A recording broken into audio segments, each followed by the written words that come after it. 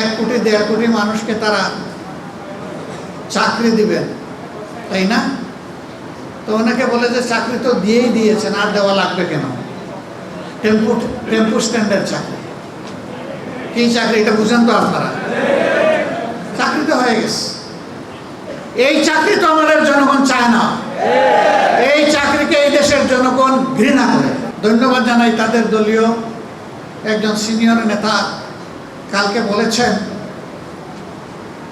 যে আমরা হতাশ, 5 মাসের এই সরকারের সময় দুর্নীতি বন্ধ করা যায়নি, বরঞ্চ দুর্নীতি বৃদ্ধি পেয়েছে।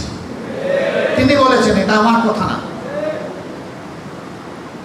তার বাসায় সবাই দুর্নীতিতে লিপ্ত, একজন ছাড়া তিনি তারেক রহমান সাহেব। আমি বুঝলাম না, তারেক রহমান সাহেব প্রধানমন্ত্রী,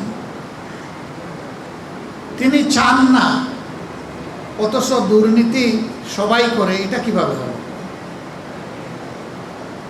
আমরা দেখি তার ইশারায় সব কিছু চলে, তাহলে তার ইশারায় এটা বন্ধ হয় না কেন?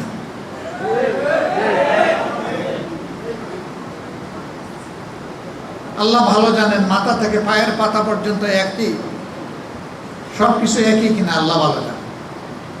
আমরা দেখতে পাচ্ছি একই। ব্যর্থতার দায় যখন স্বীকার করলেন, তখন কি এই সরকারের আর ক্ষমতায় থাকার কোনো নৈতিকতা থাকে? নৈতিক দিক থেকে সরকার তার অধিকার হারিয়েছে দেশকে পরিচালনা।